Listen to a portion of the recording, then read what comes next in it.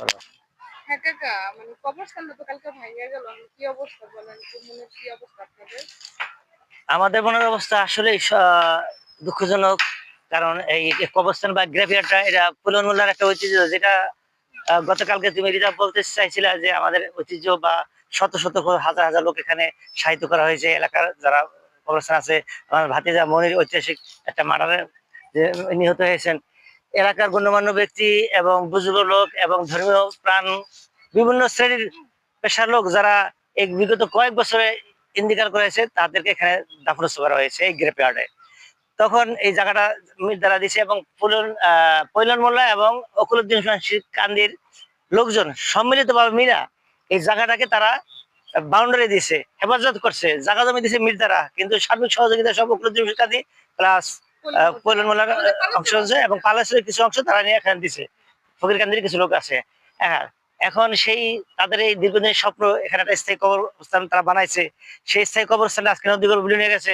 সত্যি আমাদের মনে খুব ব্যথিত, আমরা চিন্তিত এবং আমরা শোকাহত। এই কবরস্থানে আসলে আমরা মূলত শোকাহত। মানে কারণ দেখেন আমাদের কতগুলো মানুষের দিচ্ছে, কত মাটি দিতে পারে, এখন তো আমাদের একটু সমস্যাই। আমি গতকালে লক্ষ্য করছি অনেকে কান্না করছে। আমি তোমাকে দেখছিলাম গতকালে, যেটা বলছিলাম রিতা গতকালকে কান্না করতে করতে ভিডিও করছে। আমি দেখেছি যে ভিডিও করতেছে এবং অনেক কান্নাও করতেছে। মানে এত খারাপ লাগছে এই কবরস্থান নিয়ে। মানে এটা একটা হৃদয়ের স্পন্দন, এখানে শেষ ঠিকানা।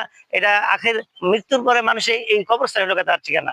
সেই ঠিকানা যদি এখানে বিলীন হয়ে যায়, অন্য কোথায় কার কোথায় শিফট করে কখন মারা দেওয়া যায় না। এই জন্য মূলত এই কারণটার জন্যই আমার খুব খারাপ লাগতেছে এবং এলাকাবাসী তাদের সকলেরই খারাপ লাগতেছে এই কবরস্থান নিয়ে। আমি এখনো দেখছি তোমার চোখে জল জল করতেছে, তোমার চোখে পানি আসছে। করার কিছু নাই, আল্লাহ তালা ভালো জানে। আল্লাহ তালা এখনো যদি জায়গাটা রেখে দেয়, তবু আমাদের জন্য অনেকটা সেভ হয়।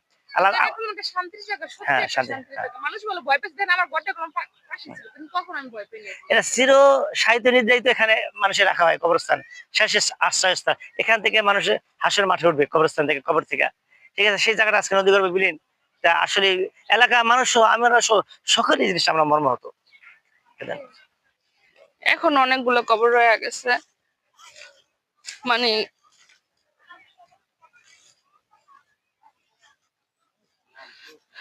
এদিকে আসেন, এদিকে আসেন, কিছু প্রশ্ন করেন একজন।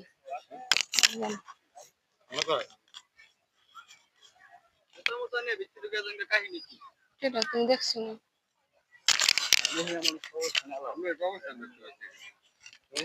মনির ভাই কবরটা দেখতেছি, কোনটা